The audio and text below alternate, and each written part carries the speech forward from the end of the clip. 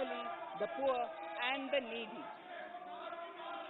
Even as a large section of citizens stayed home, milk, vegetables, fruit suppliers, health and sanitary workers, truck drivers, railways and public transport workers, bank employees, electricity workers, our annadatas, police, firemen and the armed forces all had to go about their work as normal, but with the additional anxiety of the virus hanging over them. We recognize this, and I think I speak on behalf of everybody in this august house when I express my heartfelt gratitude to these men and women for how they were able to carry out their work and duty to provide for the nation's basics over those crucial months. Speaker, sir, for public good, honorable members of parliament and members of legislative assemblies too offered their salaries. In May 2020, the government announced the Atmanirbhar Bharat package. To sustain the recovery further into the year, we also rolled out 2 more Atmanirbhar packages, 2 and 3. Total financial impact of all the Atmanirbhar Bharat packages, including measures taken by the RBI, was estimated to be about 27.1 lakh crores, which amounts to more than 13% of our GDP. As a government, we kept a watch on the situation and were proactive in our responses. The government, led by the Prime Minister, stretched its resources to deliver for most vulnerable sections of our society, the poorest of the poor, the Dalits, the tribals, the elderly, the migrant workers, and our children. The Pradhan Mantri Garib Kalyan Yojana, the 3 Atmanirbhar packages, and announcements made later were like 5 mini budgets in themselves. The Atmanirbhar packages accelerated our pace of structural reforms, redefinition of MSMEs, commercialization of the mining sector, agriculture and labor reforms, privatization of public sector undertakings, one nation, one ration card, production-linked incentive schemes are some of the notable reforms carried out during this period.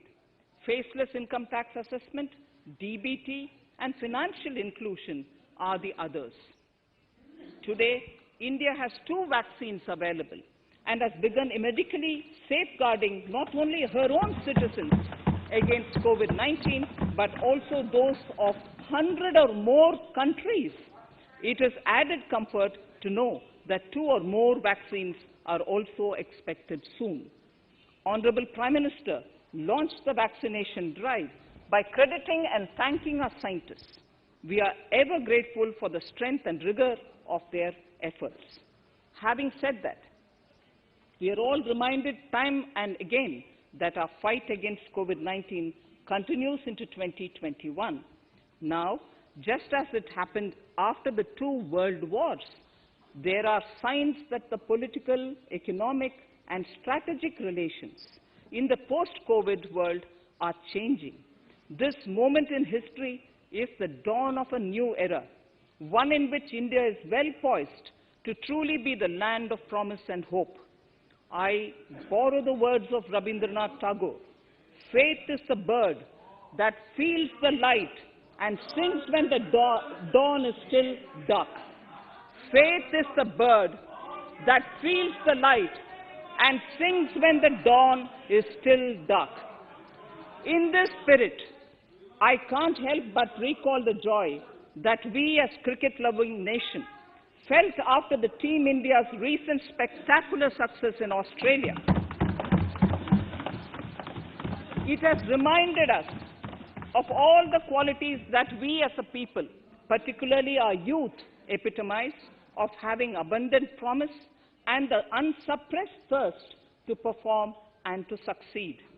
Today, data shows that India now has one of the lowest death rate of 112 per million population and one of the lowest active cases of about 130 per million.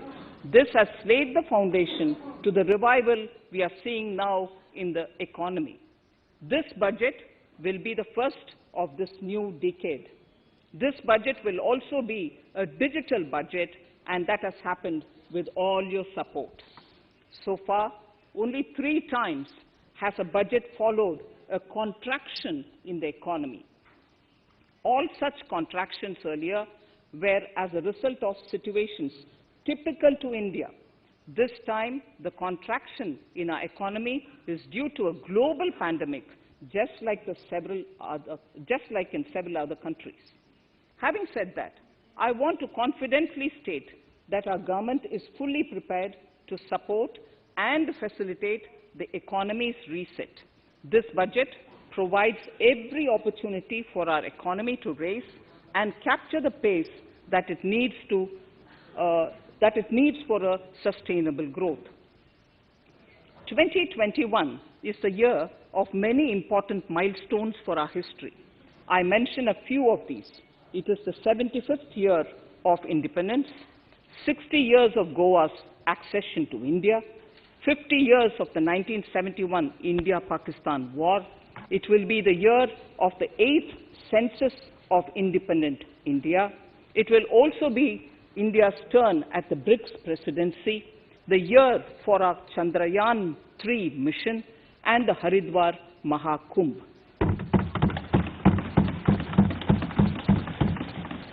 Honorable Speaker, before I commence Part A of the budget, I want to take a moment to acknowledge how isolating and distancing seemed like insurmountable challenges for a country like ours that has people coming together in times of crisis.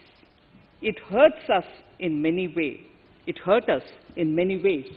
I bow my head in respect to every citizen for the endurance shown in facing what was an undeniably a tough year for all our physical and mental well-being.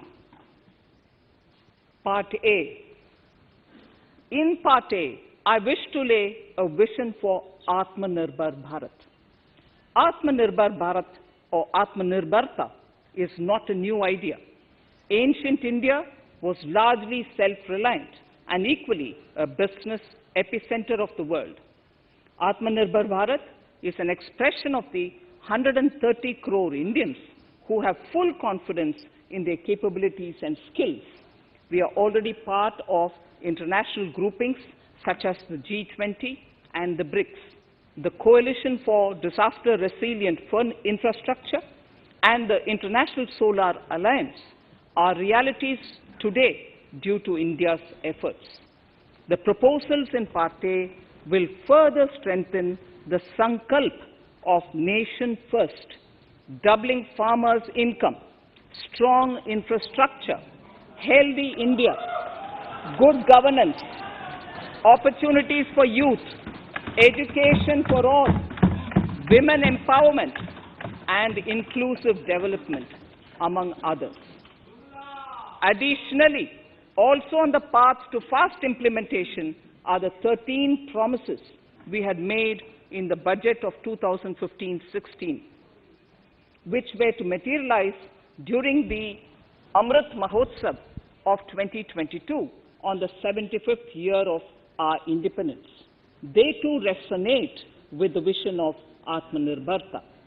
The budget proposals for 21-22 rest on 6 pillars: health and well-being, physical and financial capital and infrastructure, inclusive development for aspirational India, reinvigorating human capital, innovation and R&D, and a 6th, minimum government and maximum governance. I now move to talking about the first pillar, health and well-being. Even at the outset, I would like to say that the investment on health infrastructure in this budget has increased substantially. Progressively, as institutions absorb more, we shall commit more. Taking a holistic approach to health, we focus on strengthening 3 areas: preventive, curative, and well-being. Health systems. A new centrally sponsored scheme, PM Atmanirbhar Swasth Bharat Yojana, will be launched with an outlay of about 64,180 crores over 6 years. This will develop capacities of primary, secondary, and tertiary care health systems, strengthen existing national institutions, and create new institutions to cater to detection and cure of new and emerging diseases. This will be in addition to the National Health Mission. The main interventions under the scheme are support for over 17,000 rural and 11,000 urban health and wellness centers, setting up integrated public health labs in all districts, and 3,382 block public health units in 11 states, establishing critical care hospital blocks in 602 districts and 12 central institutions, strengthening of National Center for Disease Control, its 5 regional branches and 20 metropolitan health surveillance units, expansion of the integrated health information portal to all states and UTs to connect all public health labs, operationalization of 17 new public health units, and strengthening of 33 existing public health units at points of entry, that is, at 32 airports, 11 seaports, and 7 land crossings, setting up of 15 health emergency operations centers and 2 mobile hospitals, and setting up of a National Institution for One Health, a regional research platform for WHO, World Health Organization, Southeast Asia Region Office, 9 biosafety level 3 laboratories, and 4 regional national institutes for virology. Nutrition. To strengthen nutritional content, delivery, outreach, and outcome, we will merge the supplementary nutrition program and the Poshan Abhiyan and launch the Mission Poshan 2.0. We shall adopt an intensified strategy to improve nutritional outcomes across 112 aspirational districts. Universal coverage of water supply. The World Health Organization has repeatedly stressed the importance of clean water, sanitation, and clean environment as a prerequisite to achieving universal health. The Jal Jeevan Mission Urban will be launched. It aims at universal water supply in all 4,378 urban local bodies with 2.86 crores household tap connections, as well as liquid waste management in 500 Amrit cities. It will be implemented over 5 years with an outlay of 2,87,000 crores.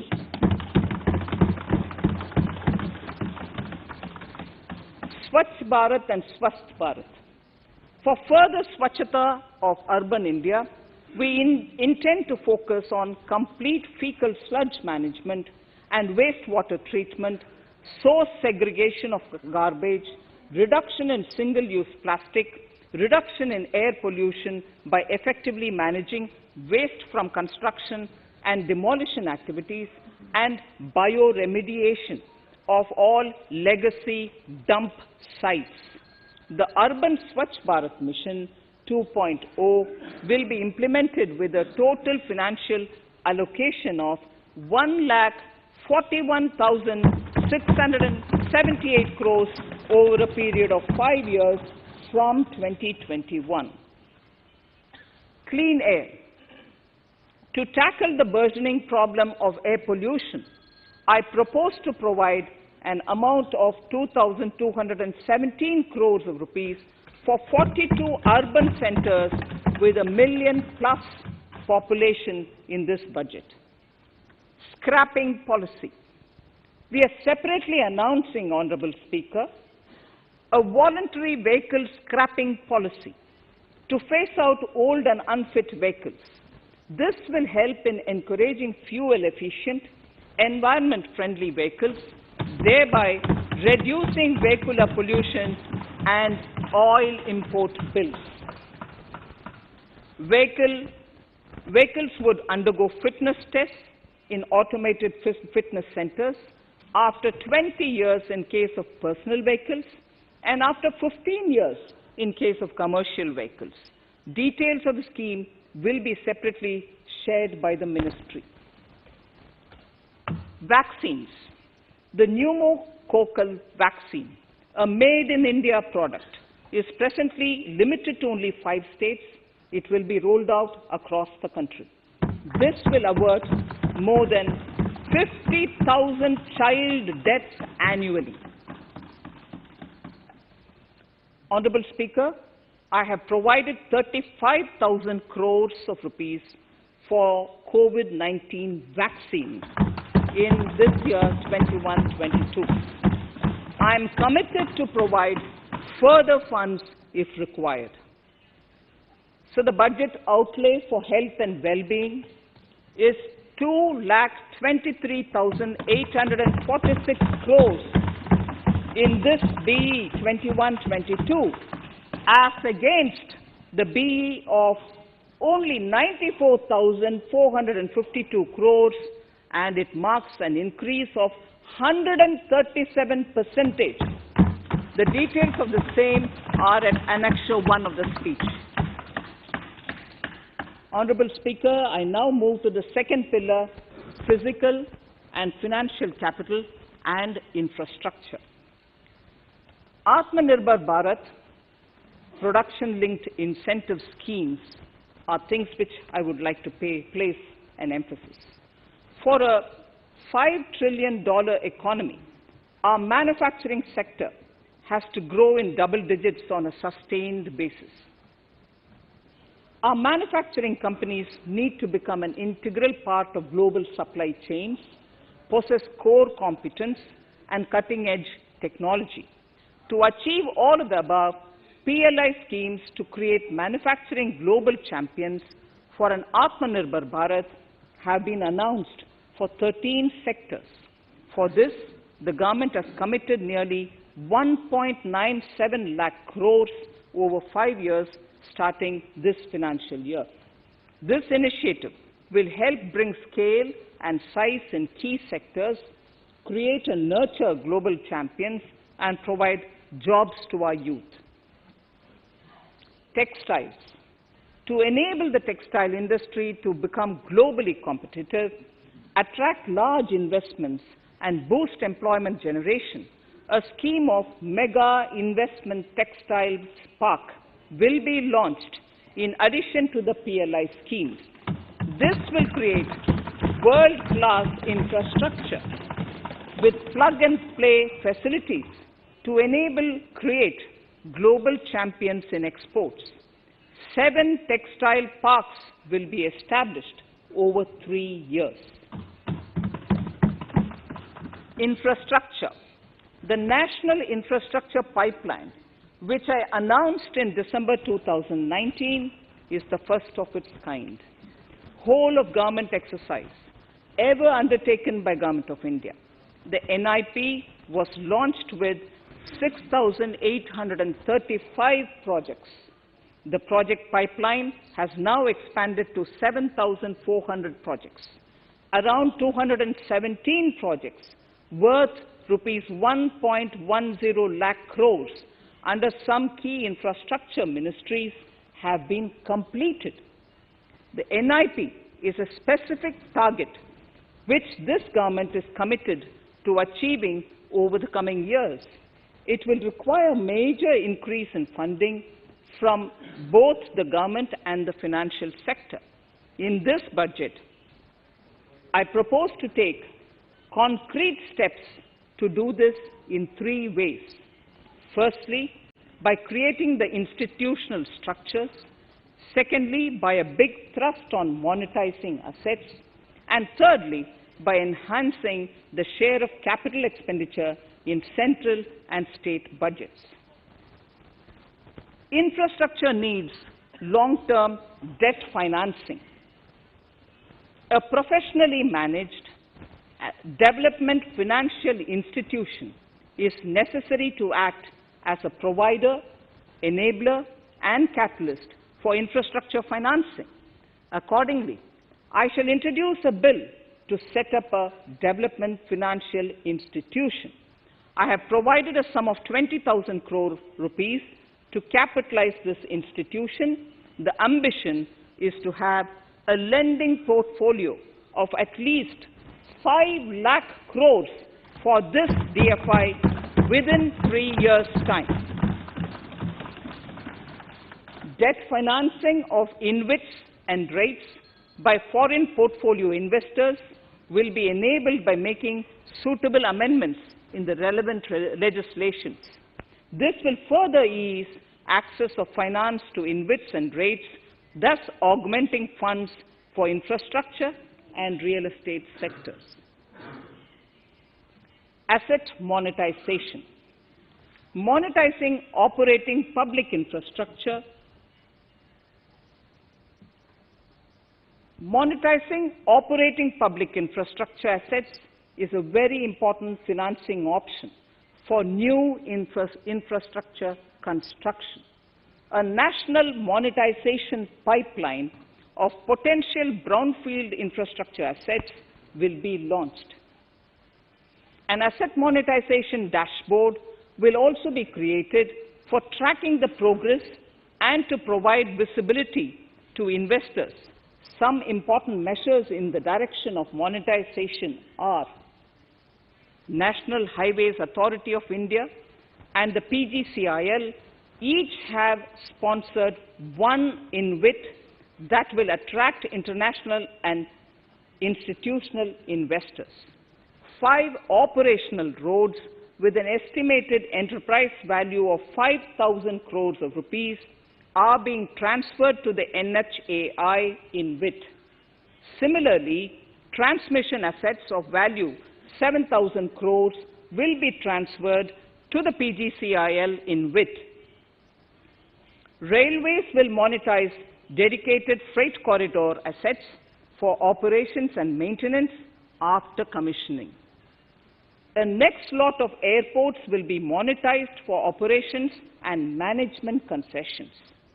Other core infrastructure assets that will be rolled out under the asset monetization programs are NHAI operational toll roads, 2 transmission assets of PGCL, 3 oil and gas pipelines of GAIL, Gas Authority of India Limited, IOCL and HPCL, Airports Authority of India airports in Tier 2 and 3 cities, other railway infrastructure assets, warehousing assets of CPSE, such as the Central Warehousing Corporation and NAFED, among others, and sports stadiums.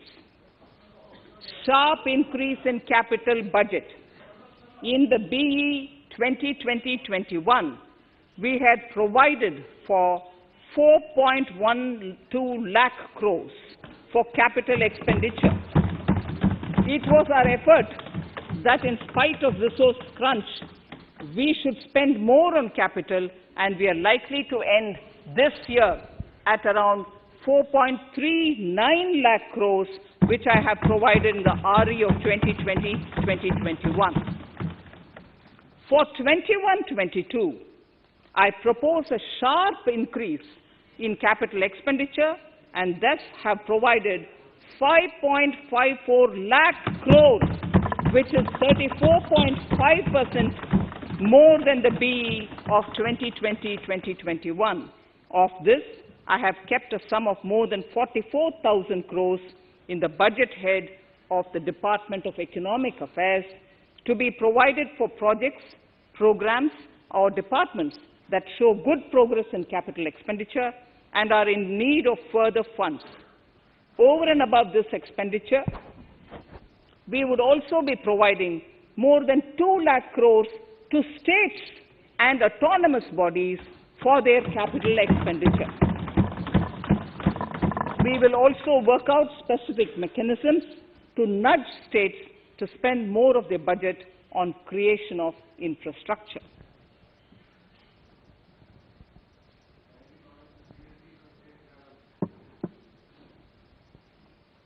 roads and highways infrastructure. More than 13,000 kilometer length of roads at a cost of 3.3 lakh crores has already been awarded under the 5.35 lakh crores Bharatmala Pariyojana project, of which 3,800 kilometers have been constructed. By March 2022, we would be awarding another 8,500 kilometers and complete an additional 11,000 kilometers of national highway corridors. To further augment road infrastructure, more economic corridors are also being planned. Some are 3,500 kilometers of national highway works in the state of Tamil Nadu at an investment of 1.03 lakh crores. These include Madurai-Kollam corridor, Chittoor-Tachur corridor, and construction will start next year. Second, 1,100 kilometers of national highway works in the state of Kerala at an investment of 65,000 crores,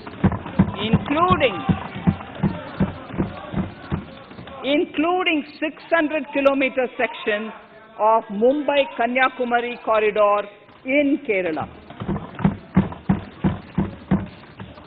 Third, 675 kilometers of highway works in the state of West Bengal at a cost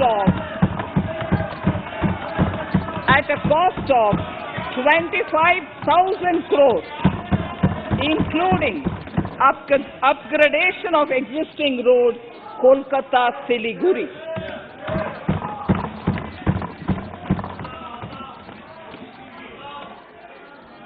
National highway works of around 19,000 crores are currently in progress in the state of Assam. Further works of more than 34,000 crores covering more than 1,300 kilometers of national highways will be undertaken in the state in the coming 3 years. Some of the flagship corridors and other important projects that would see considerable activity in 2021-22 are in Annexure 2 to my speech. I am also providing an enhanced outlay of 1,18,101 lakh crores, 1,18,101 crores for Ministry of Road Transport and Highways, of which 1,08,230 crores is for capital, the highest ever provided. Railway infrastructure. Honorable Speaker, sir, Indian Railways have prepared a National Rail Plan for India 2030. The plan is to create a future-ready railway system by 2030. Bringing down the logistic costs for an industry is at the core of our strategy to enable Make in India. It is expected that Western Dedicated Freight Corridor and Eastern Dedicated Freight Corridor will be commissioned by June 2022. The following additional initiatives are also proposed. The Sonnagar-Gomo sections, 263 kilometers of Eastern Dedicated Freight Corridor will be taken up in PPP mode in this year itself. Gomo-Dankuni section of 274.3 kilometers will be also taken up shortly in short succession. We will undertake future dedicated freight corridor projects, namely East Coast Corridor from Kharagpur to Vijayawada, East-West Corridor from Bhusaval to Kharagpur to Dankuni, and North-South Corridor from Itarsi to Vijayawada. Detailed project reports will be undertaken in the first phase. Broad gauge route kilometers, RKM as I referred to, electrified is expected to reach 46,000 kilometers, 46,000 RKM. That is 72% by end of 2021 from 41,548 RKMs on 1st October 2020. 100% electrification of broad gauge routes will be completed by December 2023. For passenger convenience and safety, the following measures are being proposed. We will introduce the aesthetically designed Vista Dome LHB coach on tourist routes to give better travel experience to passengers. The safety measures undertaken in the past few years have borne results. To further strengthen this effort, high-density network and highly utilized network routes of Indian Railways will be provided with an indigenously developed automatic train protection system that eliminates train collision due to human error. I am providing a record sum of 1,10,055 crores for railways, of which 1,07,100 crores is for capital expenditure only. Urban infrastructure. We will work towards raising the share of public transport in urban areas through expansion of metro rail networks and augmentation of city bus services.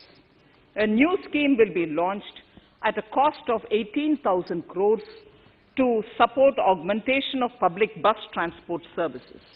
The scheme will facilitate deployment of innovative PPP models to enable private sector players to finance, to acquire, to operate, and to maintain over 20,000 buses. The scheme will boost the automobile sector, provide fillip to economic growth, create employment opportunities for our youth, and enhance ease of mobility for urban residents. A total of 702 kilometers of conventional metro is operational, and another 1,016 kilometers of metro and RRTS is under construction in 27 cities. Two new technologies, that is Metro Light and Metro Neo, will be deployed to provide metro rail systems at much lesser cost with same experience, convenience, and safety in Tier 2 cities and peripheral areas of Tier 1 cities also. Central counterpart funding will be provided to Kochi Metro Railway Phase 2 of 11.5 kilometer at a cost of 1,957.05 crores. Chennai Metro Railway Phase 2 of 118.9 kilometers at a cost of 63,246 crores. Bengaluru Metro Railway Project Phase 2A and 2B of 58.19 kilometers at a cost of 14,788 crores. Nagpur Metro Rail Project Phase 2 and Nashik Metro at a cost of 5,976 crores and 2,092 crores respectively. Power infrastructure.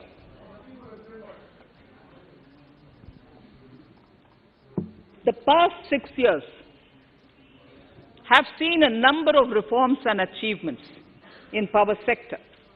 We have added 139 gigawatts of installed capacity, connected an additional 2.8 crore households, and added 1.41 lakh circuit kilometers of transmission lines.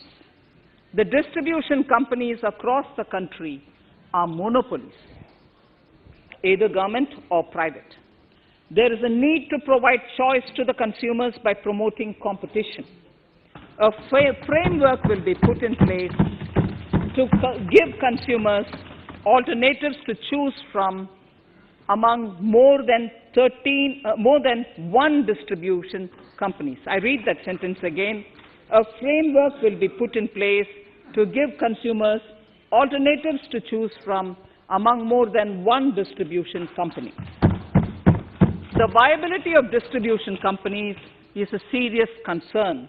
A revamped, reforms-based, results-linked power distribution sector scheme will be launched with an outlay of 3,05,984 crores over 5 years.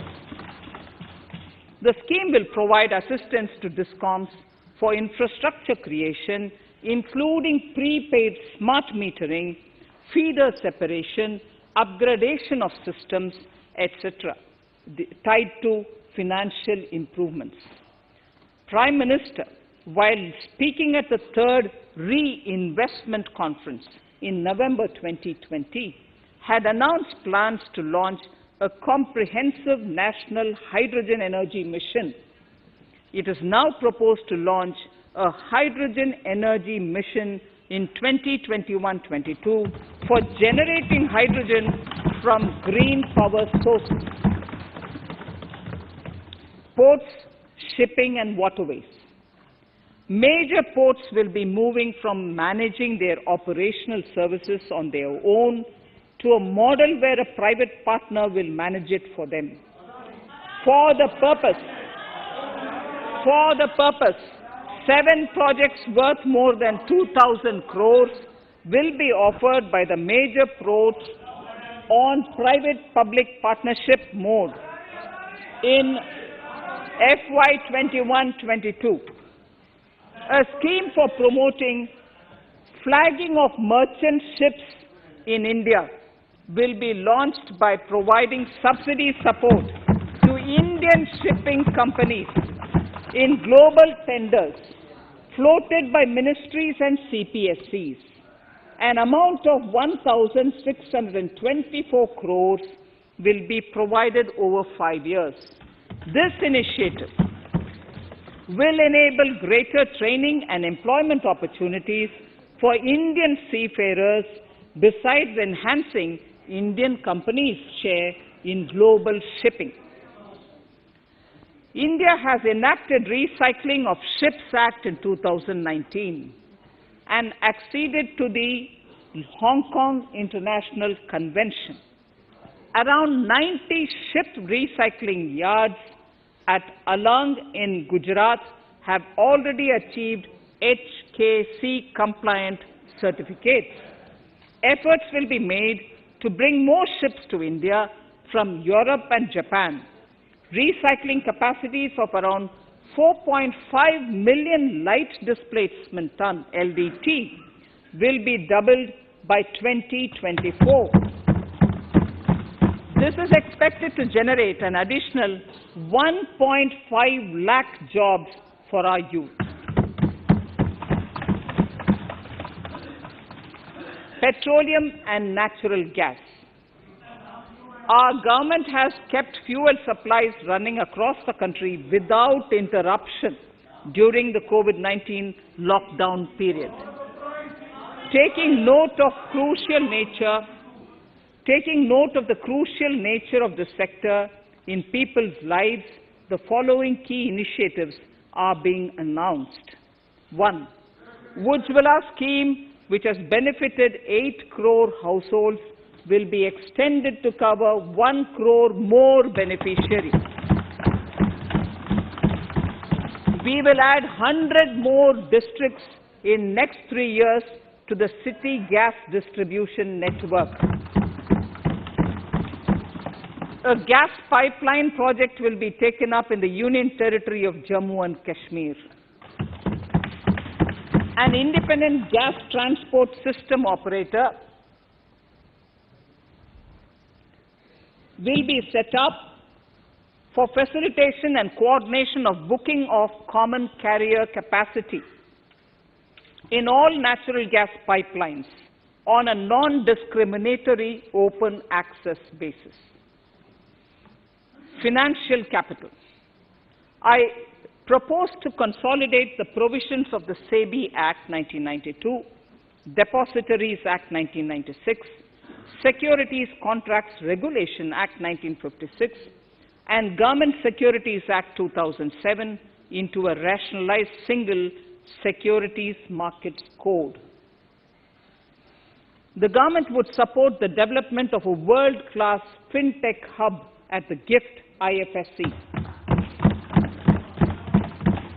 To instill confidence amongst the participants in corporate bond market during times of stress and to generally enhance secondary market liquidity, it is proposed to create a permanent institutional framework. The proposed body would purchase investment-grade debt securities both in the stressed and normal times and help in the development of the bond market. In the budget 2018-19, government had announced its intent to establish a system of regulated gold exchanges in the country. For the purpose, SEBI will be notified as the regulator, and Warehousing Development and Regulatory Authority will be strengthened to set up a commodity market ecosystem arrangement, including vaulting, assaying, logistics, etc., in addition to warehousing. Towards investor protection, I propose to introduce an investor charter as a right of all financial investors across all financial products. To give a further boost to the non-conventional energy sector, I propose to provide additional capital infusion of 1,000 crores to Solar Energy Corporation of India and 1,500 crores to Indian Renewable Energy Development Agency.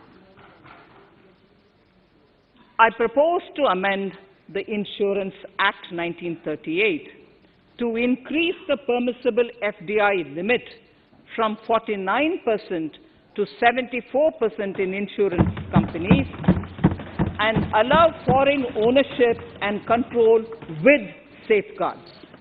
Under the new structure, the majority of directors on the board and key management persons would be resident Indians, with at least 50% of directors being independent directors and specified percentage of profits being retained as general reserve.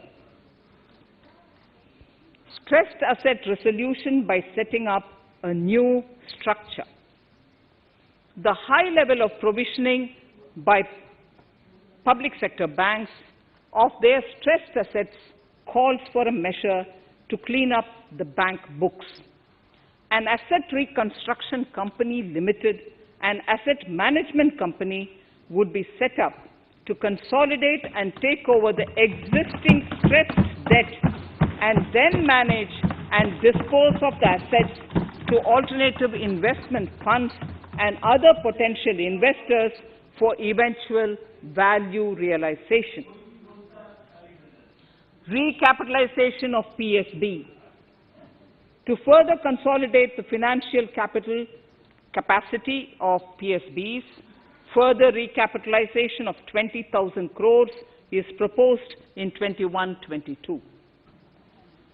Deposit insurance. Last year, government had approved an increase in the deposit insurance cover from 1 lakh rupees to 5 lakhs for bank customers. I shall be moving amendments to DICGC Act 1961 in this session itself to streamline the provision so that if a bank is temporarily unable to fulfill its obligations, the depositors of such bank can get easy and time-bound access to their deposits to the extent of the deposit insurance cover. This would help depositors of banks that are currently under stress.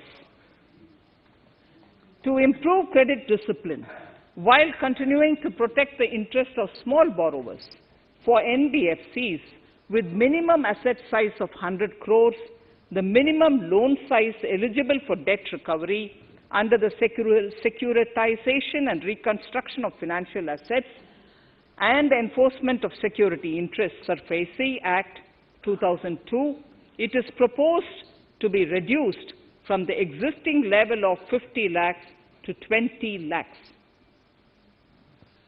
Company matters.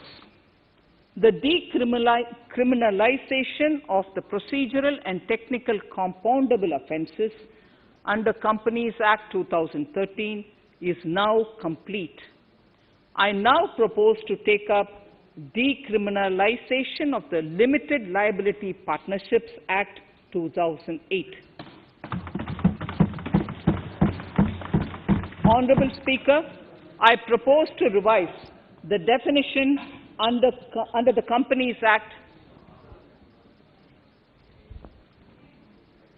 2013 for small companies by increasing the threshold for paid-up capital from not exceeding 50 lakh to not exceeding 2 crores and turnover from not exceeding 2 crores to not exceeding 20 crores. This will benefit more than 2 lakh companies in easing their compliance requirements. As a further measure which directly benefits startups and innovators, I propose to incentivize the incorporation of one-person companies by allowing one-person companies to grow without any restriction on paid-up capital and turnover, allowing their conversion into any other type of company at any time, reducing the residency limit for an Indian citizen to set up an one-person company from 182 days to 120 days, and allow also non-resident Indians to incorporate OPCs in India. This will be a big boost for startups. To ensure faster resolution of cases, the NCLT framework will be strengthened, e-court system shall be implemented, and alternate methods of debt resolution and special framework for MSMEs shall be introduced. During the coming fiscal, we will be launching data analytics, artificial intelligence, machine learning driven MCA 2.1 version to MCA 21 version 3.0. MCA 21 version 3.0. This version 3.0 will have additional modules for e-scrutiny, e-adjudication, e-consultation, and compliance management. Disinvestment and strategic sale. In spite of COVID-19, we have kept working towards strategic disinvestment. A number of transactions, namely BPCL, Air India, Shipping Corporation of India, Container Corporation of India, IDBI Bank, Bharat Earth Movers Limited, Pavan Hans, Neelachal Ispat Nigam Limited, among others, would be completed in 21-22. Other than IDBI Bank, we propose to take up the 2 public sector banks and 1 general insurance company in the year 21-22. This would require legislative amendments, and I propose to introduce the amendments in this session itself. In 21-22, we would also bring the IPO of LIC, for which I am bringing the requisite amendments in this session itself. In the Atmanirbhar package, I had announced that we will come out with a policy of strategic disinvestment of public sector enterprises. I'm happy to inform the House that the government has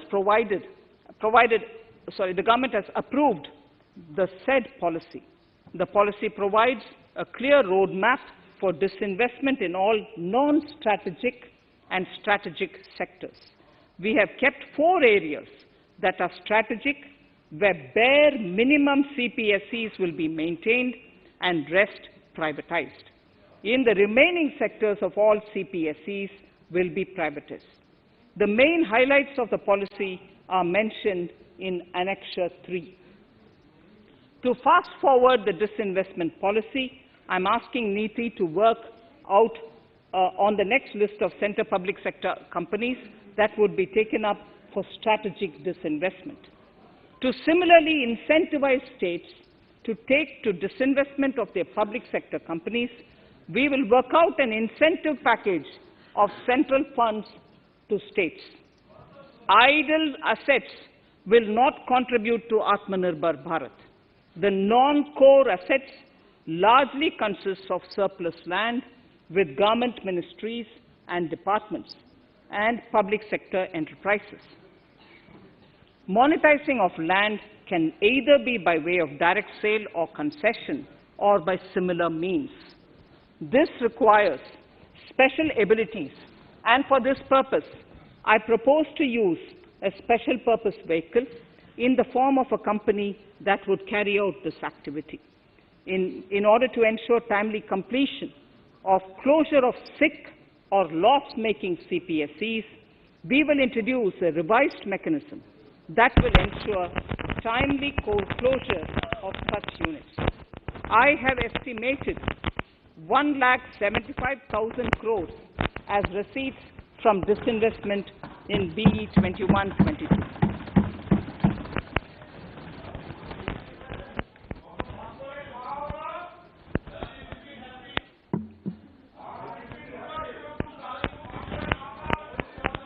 Government financial reforms. Under the Treasury single account, the TSA system, autonomous bodies directly draw funds from the government's account at the time of actual expenditure, saving interest costs. We will extend the TSA system for universal application from 21-22. On the recommendation of the 15th Finance Commission, we have undertaken a detailed exercise to rationalize and bring down the number of centrally sponsored schemes. This will enable consolidation of outlays for better impact. The government is committed to the development of multi-state cooperatives and will provide all support to them. To further streamline the ease of doing business for cooperatives, I propose to set up a separate administrative structure for them. So the third pillar of Atmanirbhar Bharat, inclusive development for aspirational India. Honorable Speaker, sir, under this pillar, I will cover agriculture and allied sectors, farmers' welfare and rural India, migrant workers and labor, and financial inclusion. Agriculture. Our government is committed to the welfare of farmers. The MSP regime has undergone a sea change to assure price that is at least 1.5 times the cost of production across all commodities.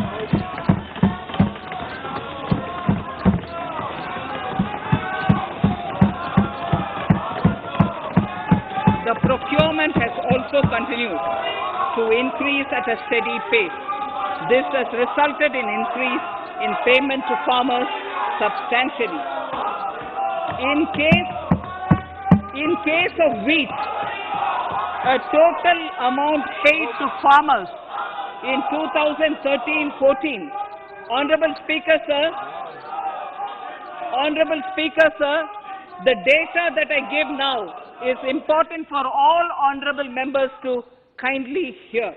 In case of wheat, the total amount paid to farmers in 2013-14 was 33,874 crores. In 2019-20, it was 62,802 crores. And even better, Honorable Speaker, in 2020-2021, this amount paid to farmers was 75,060 crores.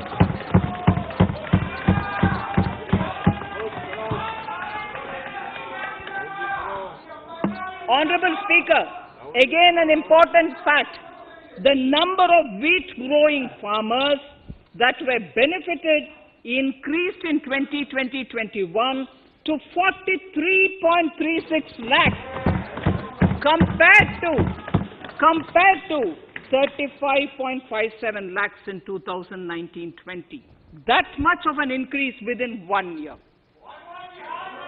For paddy, again an important data. For paddy, the amount paid in 2013-14 was 63,928 crores.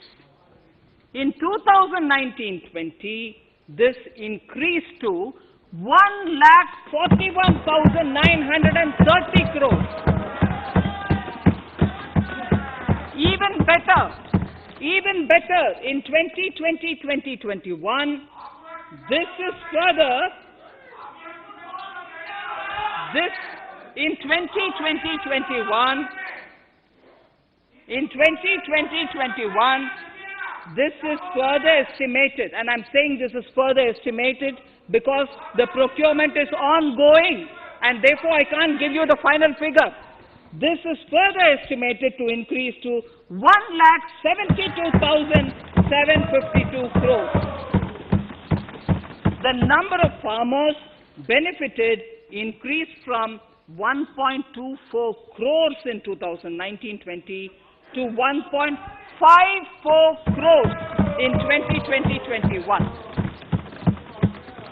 In the same way, Honorable Speaker, sir, in the case of pulses, the amount paid in 2013-14 was 236 crores. In 2019-20, this was increased to 8,285 crores. Now in 2021, it is at 10,530 crores. More than 40 times increase from 2013-14. The receipts to cotton farmers have seen a stupendous increase from 90 crores in 2013-14 to 25,974 crores I'm giving you data as of 27th January 2021. This is bound to increase. From 90 crores for cotton farmers in 2013-14 to 25,974 crores in 2021. All the details in complete narration is available in Annexure 4 to my speech. Early this year, Honorable Prime Minister had launched the Swamitva scheme. Under this, a record of rights is being given to property owners in villages. Up till now, about 1.80 lakh property owners in 1,241 villages have been provided cards. I propose during 21-22 to extend this to cover all states and union territories. To provide adequate credit to our farmers, I have enhanced the agricultural credit target to 16.5 lakh crores in this year. We will focus on ensuring increased credit flow to animal husbandry, Pashupalan, dairy, and to Matsyakar, to the fisheries.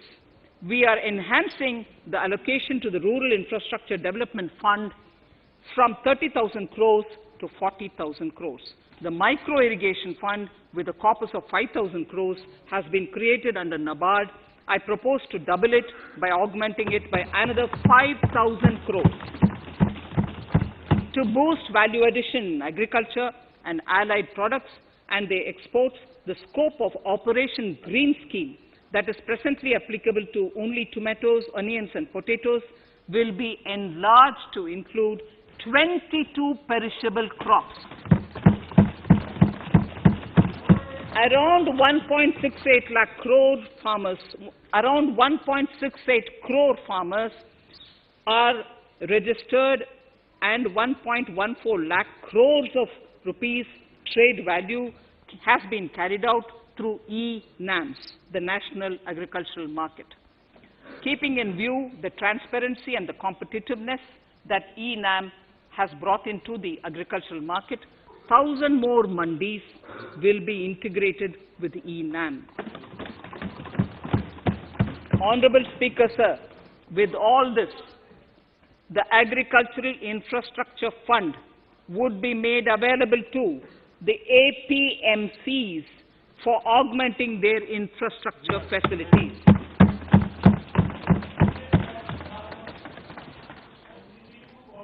Fisheries. I am proposing substantial investments in the development of modern fishing harbors and fish landing centers. To start with, 5 major fishing harbors, Kochi, Chennai, Visakhapatnam, Paradip, and Petua Ghat, will be developed as hubs for economic activity. We will also develop inland fishing harbors and fish landing centers along the banks of rivers and waterways. Seaweed farming is an emerging sector with potential to transform the lives of coastal communities. It will provide large-scale employment and additional incomes. To promote seaweed farming and cultivation, I propose a multi-purpose seaweed park to be established in Tamil Nadu. Migrant workers and laborers. We have launched the One Nation, One Ration Card scheme through which beneficiaries can claim their rations anywhere in the country. Migrant workers in particular benefit from the scheme. Those staying away from their families can partially claim their ration where they are stationed, while their family in their native places can claim the rest. I am happy to inform you that One Nation, One Ration Card plan is under implementation by 32 states and union territories, reaching about 69 crore beneficiaries. That's a total of 86% beneficiaries covered. The remaining 4 states and UTs will be integrated in the next few months. To further extend our efforts towards the unorganized labor force, migrant workers in particular, I propose to launch a portal that will collect relevant information on gig workers, building and construction workers, among others. This will help formulate health, housing, skill, insurance credit, and food schemes for all migrant workers. We will conclude a process that began 20 years ago with the implementation of the 4 labor codes. For the first time globally, social security benefits will be extended to gig and platform workers.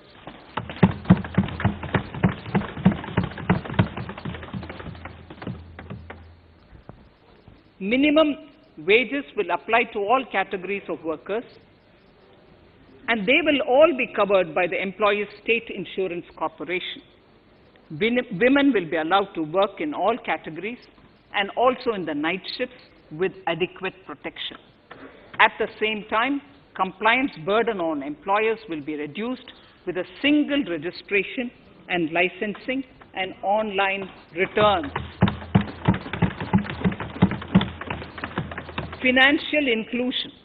To further facilitate credit flow under the scheme of Stand Up India for the scheduled castes and scheduled tribes and also women, I propose to reduce the margin money requirement from 25% to 15% only, and to also include loans for activities in allied sectors in allied activities in agriculture. We have taken a number of steps to support the MSME sector. In this budget, I have provided 15,700 crores to this sector, more than double of the last year's B. Honorable Speaker, sir, I now go to the 4th pillar, reinvigorating human capital. The national education policy announced recently has had good reception. In school education, more than 15,000 schools will be qualitatively strengthened to include all components of the national education policy. They shall emerge as exemplar schools in their regions hand-holding and mentoring other schools to achieve the ideals of policy. 100 new Sainik schools will be set up in partnership with NGOs, private schools, and states. Higher education. In Budget 2019-20, I had mentioned about the setting up of a higher education commission in India. We would be introducing the legislation this year to implement the same. It will be an umbrella body having 4 separate vehicles for standard setting, accreditation, regulation, and funding. Many of our cities have various institutions, universities, and colleges supported by the Government of India. Hyderabad, for example, has about 40 major institutions. In 9 such cities, we will create a formal umbrella structure so that these institutions can have better synergy while also retaining their internal autonomy. A glue grant will be set aside for this purpose. For accessible higher education in Ladakh, I propose to set up a central university in Leh.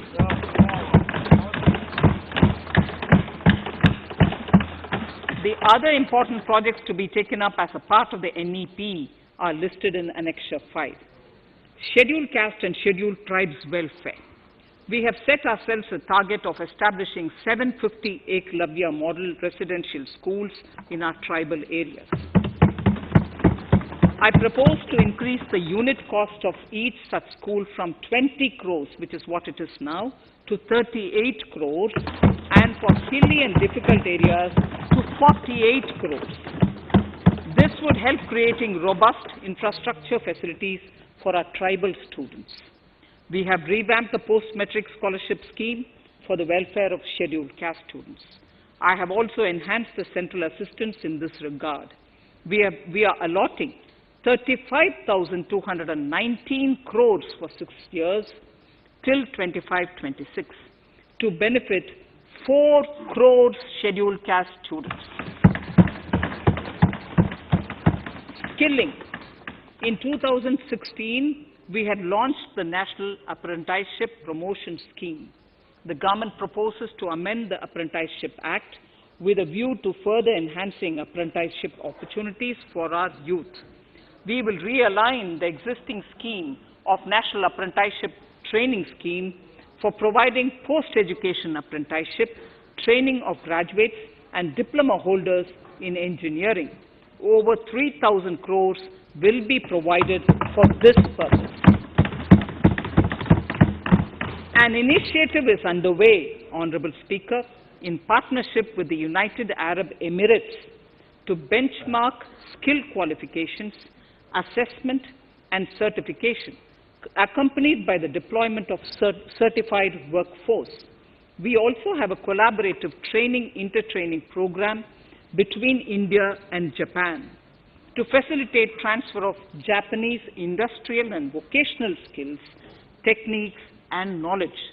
We will take forward this initiative with many more countries also.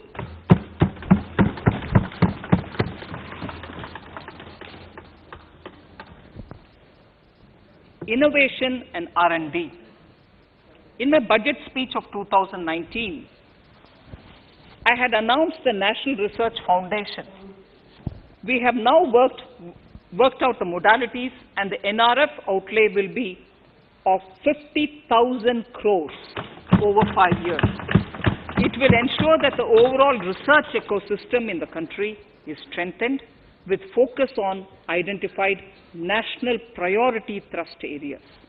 There has been a manifold increase in digital payments in the recent past. To give a further boost to digital transactions, I earmarked 1,500 crores for a proposed scheme that will provide financial incentive to promote digital mode of payment. We will undertake a new initiative, National Language Translation Mission. This will enable the wealth of governance and policy-related knowledge on the Internet being made available in major Indian languages.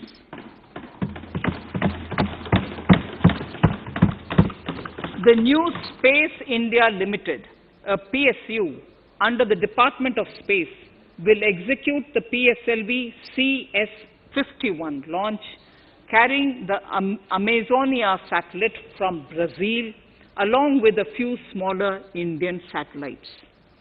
As part of the Gaganyaan mission activities, 4 Indian astronauts are being trained on generic spaceflight aspects in Russia. The first unmanned launch is slated for December 2021. Our oceans are a storehouse of living and non-living resources. To better understand this realm, we will launch a deep ocean mission with a budget outlay of more than 4,000 crores over 5 years. This mission will cover deep ocean survey exploration and projects for the conservation of deep sea biodiversity. I come to the 6th pillar, Honorable Speaker, minimum government, maximum governance. Honorable Speaker, sir, this is the last of the 6 pillars. This will outline plans for reforms in one of our core principles of minimum government, maximum governance. We have taken a number of steps to bring reforms in tribunals in the last few years for speedy delivery of justice. Continuing with the reforms process, I now propose to take further measures to rationalize the functioning of tribunals. We have introduced the National Commission for Allied Healthcare Professionals Bill in Parliament. National Commission for Allied Healthcare Professionals Bill in the Parliament, with a view to ensure transparent and efficient regulation of 56 allied healthcare professionals.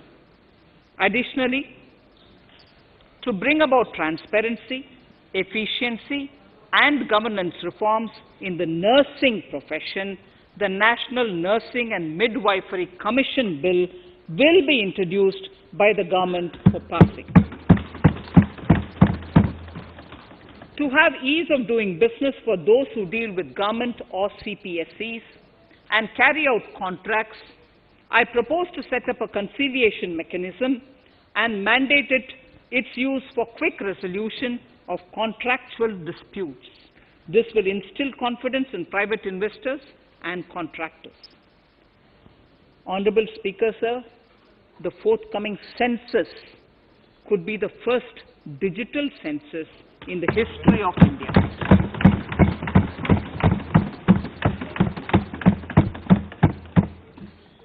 For this monumental milestone marking task, I have allocated 3,768 crores in this year, 21-22.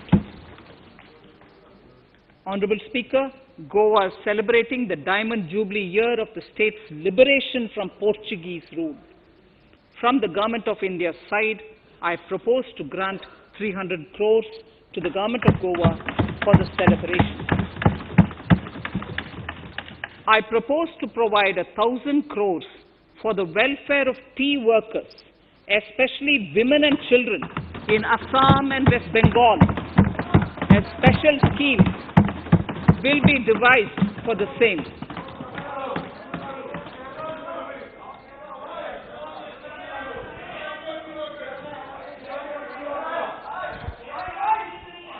Fiscal position. Fiscal position. In these last few paragraphs of part A of my speech, I draw the attention of this august House to the fact that at the beginning of the current financial year, the pandemic's impact on the economy resulted in a weak revenue inflow. This was combined with high expenditure to provide essential relief to vulnerable sections of the society, especially the poor, the women, scheduled castes, and scheduled tribes. Unlike many other countries, we opted for a series of medium-sized packages during the pandemic so that we could calibrate and target our response according to the evolving situation. Once the health situation stabilized and the lockdown was being slowly lifted, we switched to ramping up government spending so as to revive domestic demand. As a result, against an original BE expenditure of 30.42 lakh crores for 2020-21, our RE estimates are 34.50 lakhs. 30.42 now within the year going up to 34.5 lakh crores. We have maintained quality of expenditure.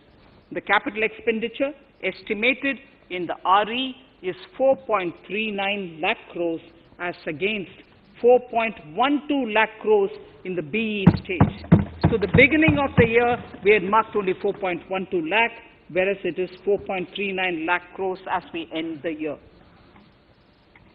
Fiscal deficit in RE 2020-2021 is pegged at 9.5% of the GDP. Fiscal deficit in RE 2020 to 2021 is pegged at 9.5% of GDP. We have funded this through government borrowings, multilateral borrowings, small saving funds, and short-term borrowings. We would need another 80,000 crores, for which we would be approaching the market in these 2 months.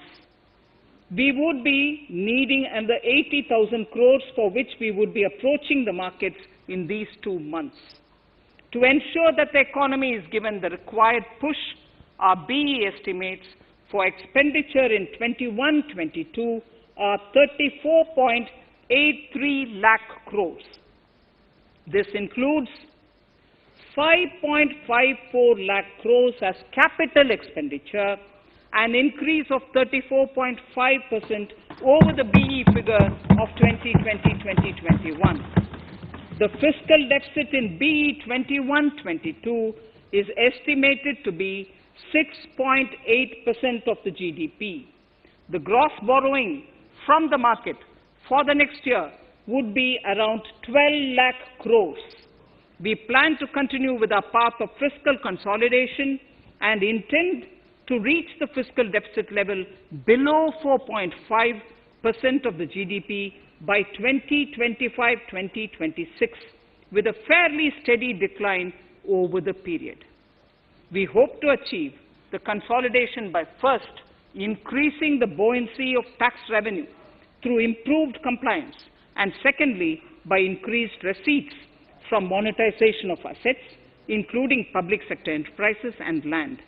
The Contingency Fund of India is being proposed to be augmented. The Contingency Fund of India is being proposed to be augmented from 500 crores to 30,000 crores through finance bill.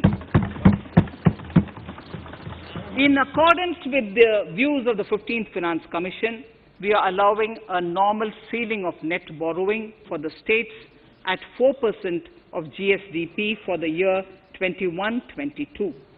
A portion of this ceiling will be earmarked to be spent on incremental capital expenditure. Additional borrowing ceiling of 0.5% of the GSDP will also be provided, subject to conditions. States will be expected to reach a fiscal deficit of 3% of GSDP by 2023-24, as recommended by the 15th Finance Commission. In the July 2019-20 budget, I introduced the Statement 27 on extra budgetary resources. It disclosed the borrowings of the government agencies that went towards funding Government of India schemes and whose repayment burden was on the government. In my 2020-21 budget, I enhanced the scope and coverage of that statement by including the loans provided by government to the FCI, the Food Corporation of India.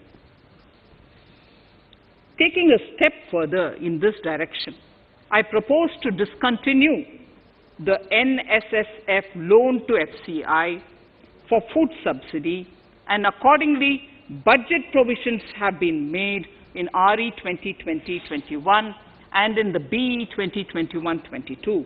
The extra budgetary resource details are at Annexure 6. We know that the FRBM Act mandates fiscal deficit of 3% of GDP to be achieved by 31st March 2020-2021. The effect of this year's unforeseen and unprecedented circumstances has necessitated the submission of a deviation statement under Sections 4 of Subclause 5 and Section 7, Subclause 3b of the FRBM Act, which I am laying on the table of the House as part of the FRBM documents. Towards achieving central government fiscal deficit along the broad path that I have already indicated, I will be introducing an amendment to the FRBM Act. Honorable Speaker, on the 9th of December 2020, the 15th Finance Commission submitted its final report covering the period 2021 to 2026 to the Rashtrapati Ji. The government has laid the Commission's report along with the explanatory memorandum in the Parliament, retaining the vertical shares of the states at 41%. We recognize our commitment to fiscal federalism and propose, therefore, to adhere to this recommendation. Jammu and Kashmir in the 14th Finance Commission was entitled to get devolution being a state. Now the funds of the UTs of Jammu Kashmir and Ladakh would be provided by the centre. I have also provided on the Commission's recommendation 1,18,452 crores as revenue deficit grant to 17 states in 21-22 as against 74,340 crores to 14 states in 2020-21. Honorable Speaker, I would now move to Part B of my speech.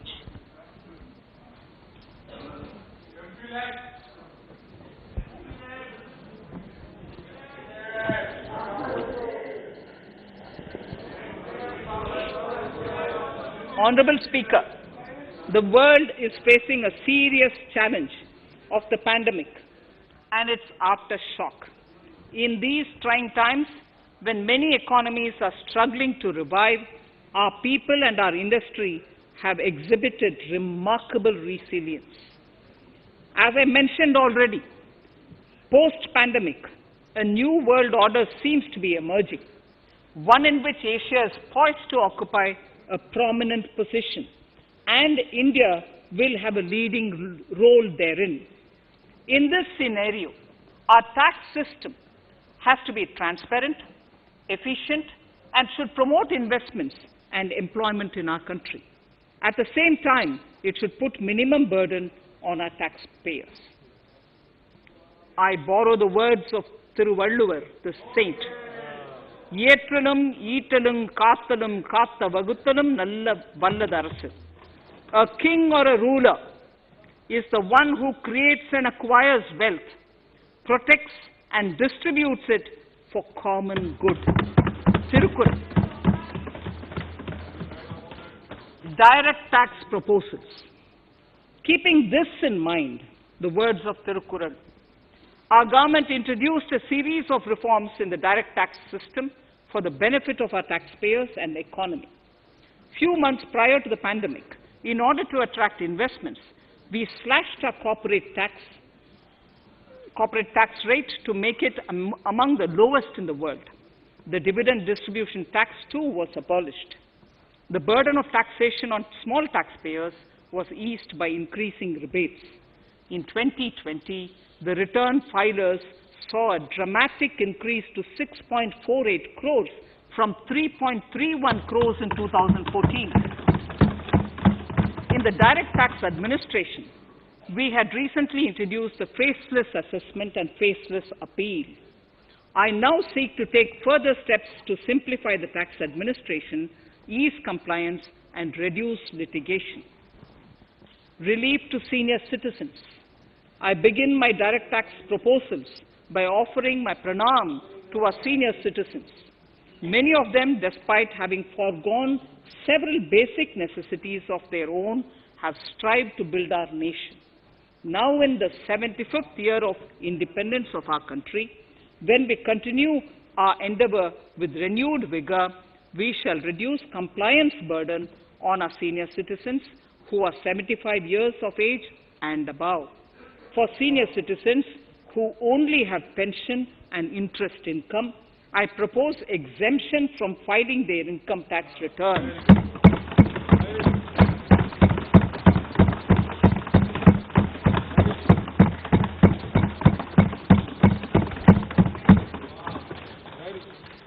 The paying bank will deduct the necessary tax on their income. Reduction in time for income tax proceedings. This is a very key announcement, if you ask me. Honorable Speaker, presently an assessment can be reopened up to 6 years and in serious tax fraud cases for up to 10 years. As a result, taxpayers have to remain under uncertainty for a very long time. I therefore propose to reduce this time limit for reopening of assessments to 3 years from the present 6 years.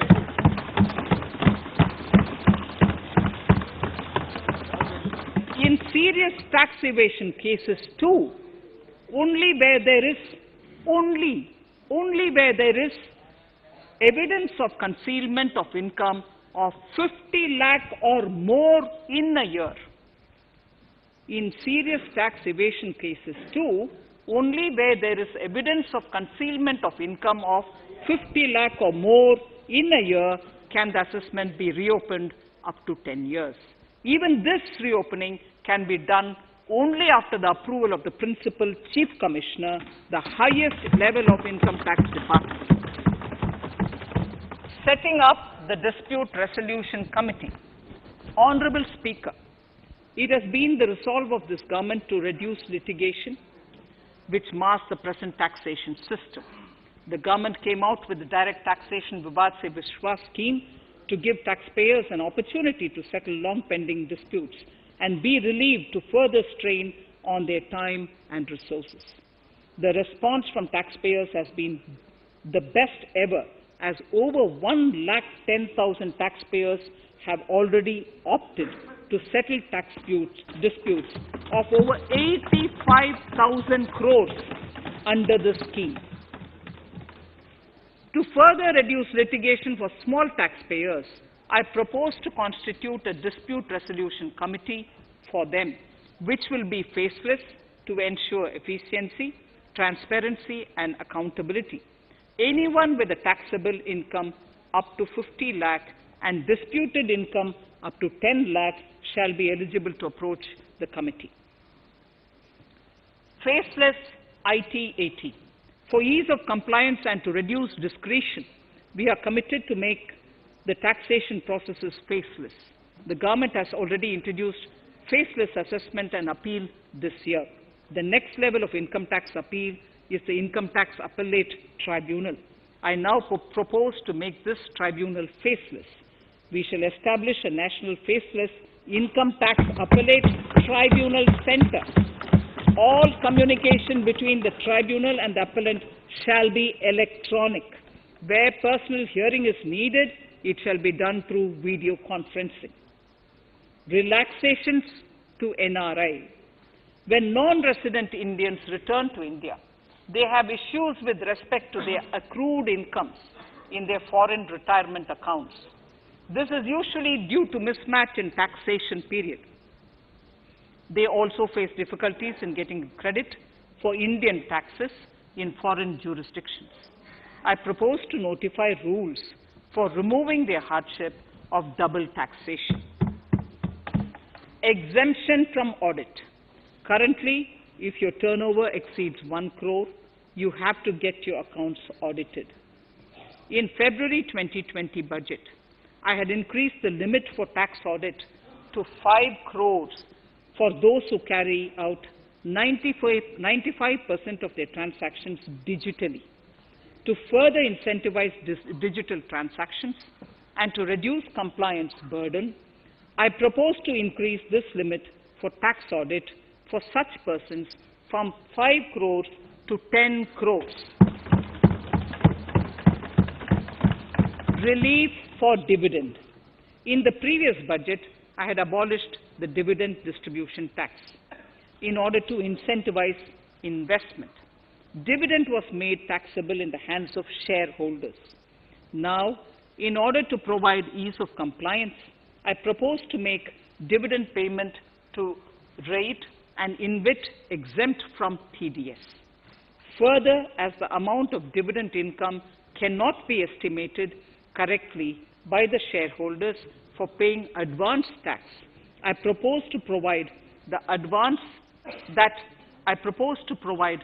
that advance tax liability on dividend income shall arise only after the declaration or payment of dividend. Also, for the foreign portfolio investors, I propose to enable deduction of tax on dividend income at lower treaty rate. Attracting foreign investment into infrastructure sector.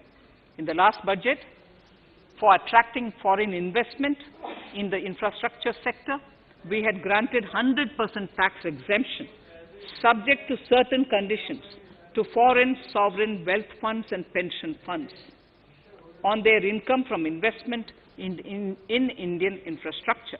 We have noticed that few of such funds are facing difficulties in meeting some of the conditions. In order to ensure that a large number of funds invest in India, I propose to relax some of these conditions relating to prohibition on private funding, restriction on commercial activities, and direct investment in infrastructure.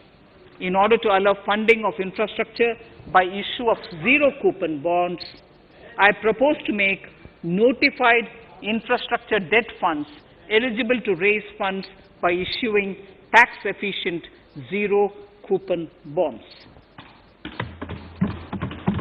Affordable housing.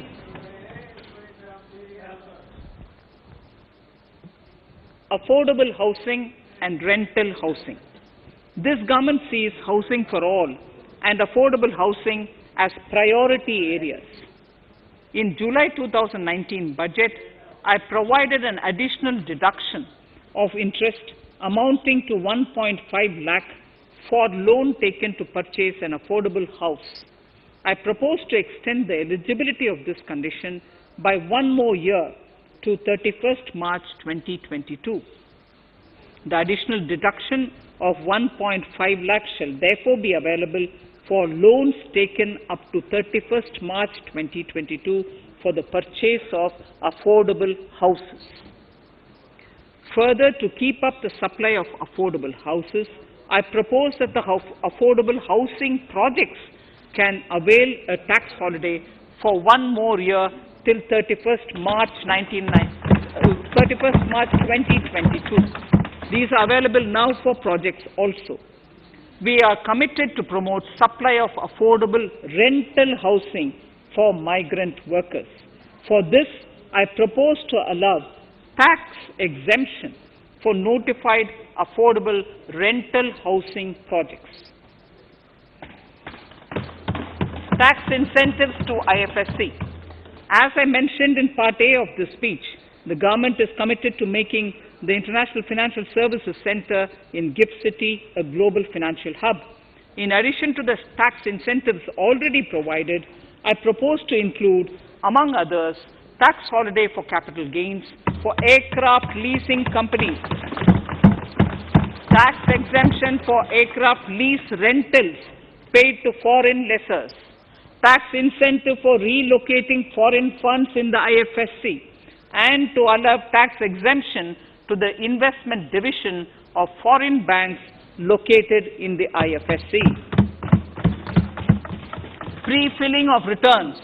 Honorable Speaker, in order to ease compliance for the taxpayer, details of salary income, tax payments, TDS, etc., already come pre-filled in income tax returns. To further ease filing of returns, details of capital gains from listed securities, dividend income, and interest from banks, post office, etc., will also be now pre-filled. Relief to small trusts. We hope to reduce compliance burden on small charitable trusts running educational institutions and hospitals. So far, there is a blanket exemption to such entities whose annual receipt does not exceed 1 crore of rupees. I now propose to increase this amount to 5 crores.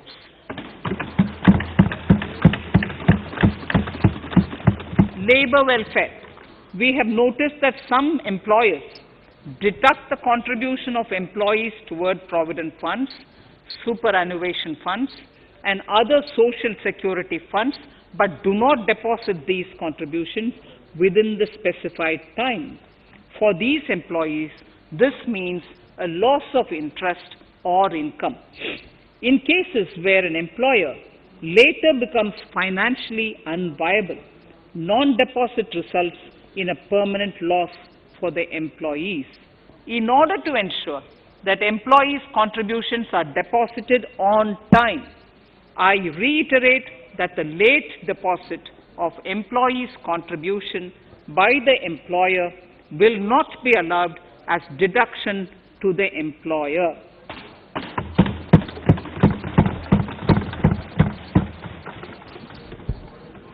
Incentives for startups. In order to incentivize startups in the country, I propose to extend the eligibility for claiming tax holiday for startups by 1 more year, till 31st March 2022. Further, in order to incentivize funding for the startups, I propose to extend the capital gains exemption for investment in startups by 1 more year, till 31st March 2022. Sir, I now come to indirect tax proposals. GST. Before I come to my indirect tax proposals, I would like to appraise the House on GST. The GST is now 4 years old, and we have taken several measures to further simplify it.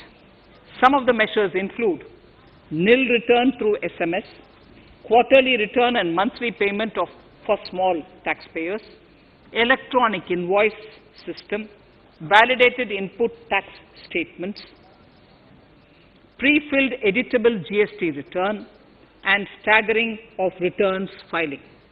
The capacity of GST and system has also been enhanced.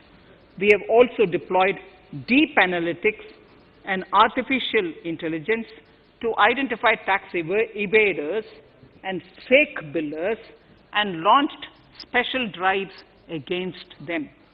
The results speak for themselves. We have made record collections in the last few months. The GST Council has painstakingly thrashed out thorny issues.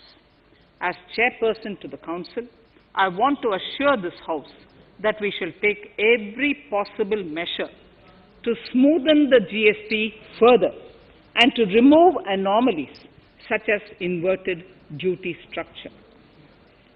Custom duty rationalization.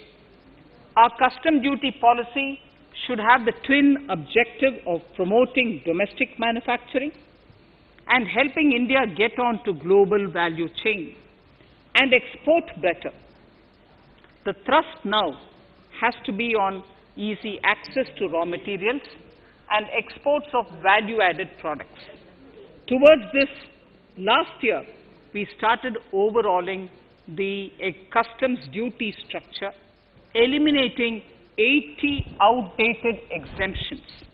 I also thank everyone who responded overwhelmingly to a crowdsourcing call for suggestions on this revamp. I now propose to review more than 400 old exemptions this year. I repeat, I now propose to review more than 400 old exemptions this year.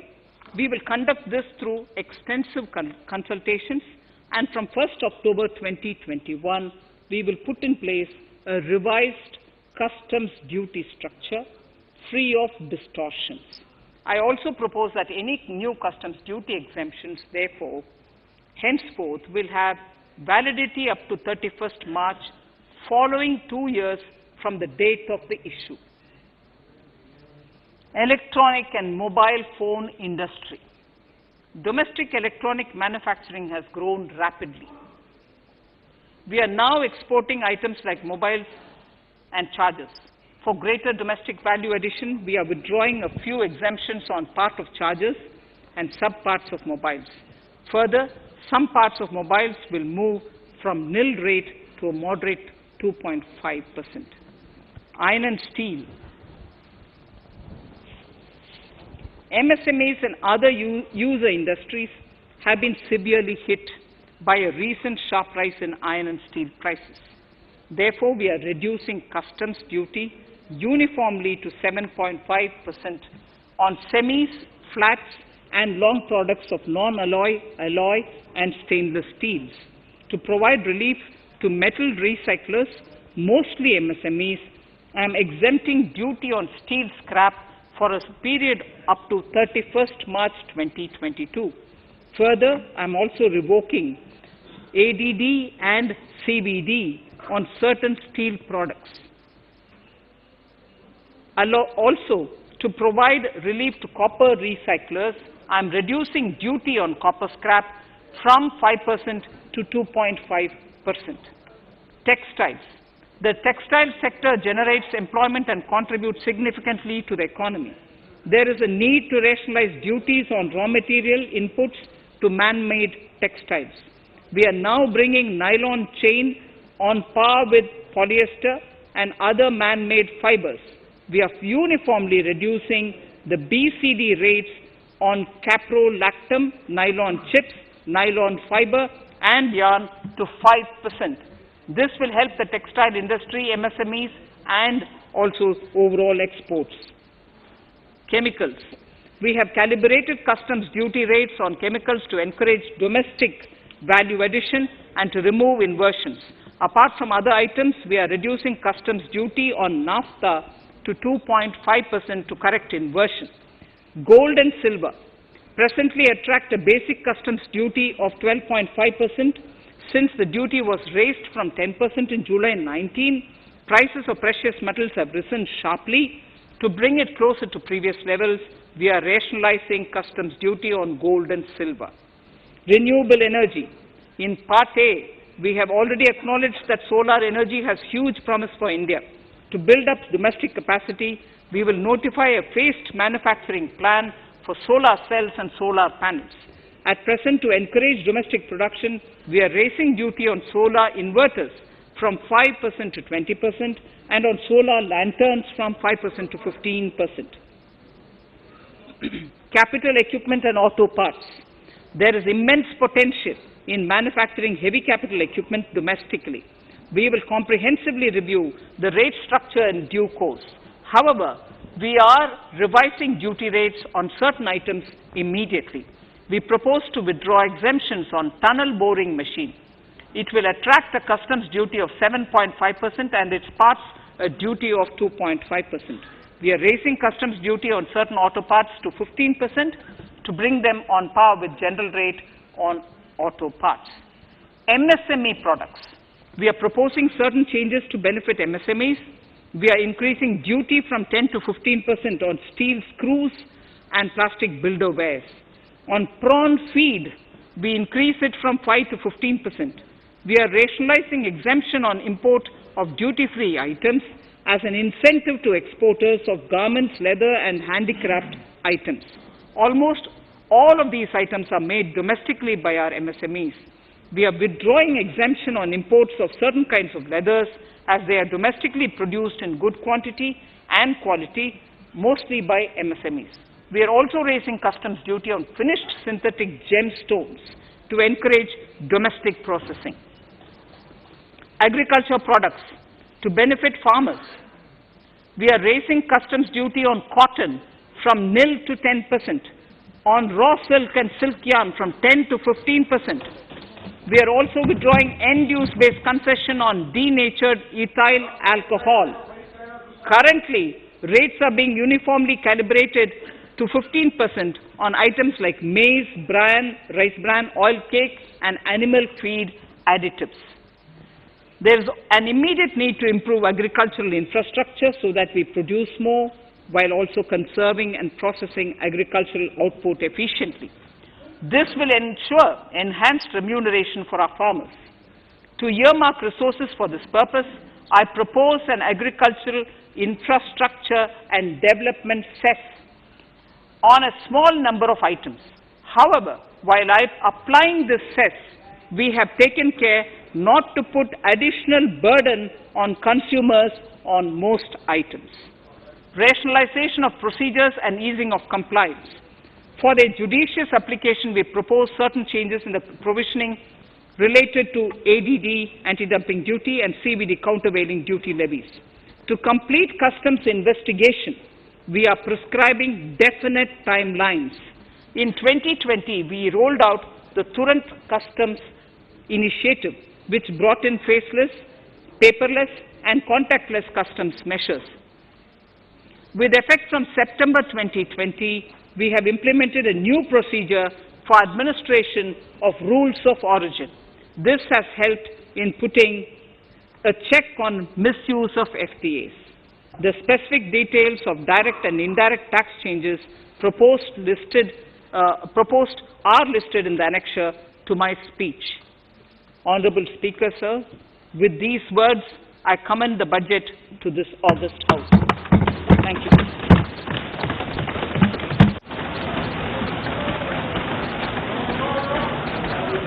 Item number 1, माननीय मंत्री जी, item number 1। Sorry, I don't have it with me.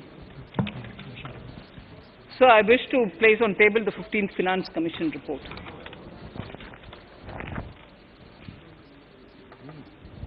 Item number 3, माननीय मंत्री जी। So, I wish to lay on the table the following statements under Section 3(1) of the Fiscal Responsibility and Budget Management Act 2003, the medium-term fiscal policy cum fiscal policy strategy statement and macroeconomic framework statement.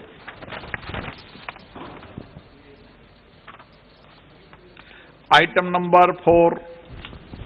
So, I wish to seek your permission to move for leave to introduce the Finance Bill 2021. प्रश्न ये कि विधेयक को पुनर्स्थापित करने की अनुमति प्रदान की जाए। जो सदस्य इसके पक्ष में हाँ कहें, जो सदस्य इसके विरोध में ना कहें। मेरे विचार में निर्णय हाँ वालों के पक्ष में हुआ, हाँ वालों के पक्ष हुआ। माननीय मंत्री जी विधेयक को पुनर्स्थापित करें। Shri Prahlad Joshi ji. With your permission, I rise to present the 18th report of Business Advisory Committee. माननीय सदस्यगण, माननीय वित्त मंत्री जी के बजट भाषण की प्रतियां प्रकाशक फलक पर उपलब्ध है। सदस्य अपनी प्रति प्रकाशन फलक से प्राप्त कर सकते हैं। माननीय सदस्यगण, जैसा कि आपको समाचार 2 के माध्यम से पहले सूचित किया जा चुका है कि बजट की प्रतियां आपको मेंबर्स पोर्टल के माध्यम से उपलब्ध कराई जा रही है। सभा की कार्रवाई मंगलवार दिनांक 2 फरवरी 2021 को दोपहर 4 बजे तक के लिए स्थगित की जाती है।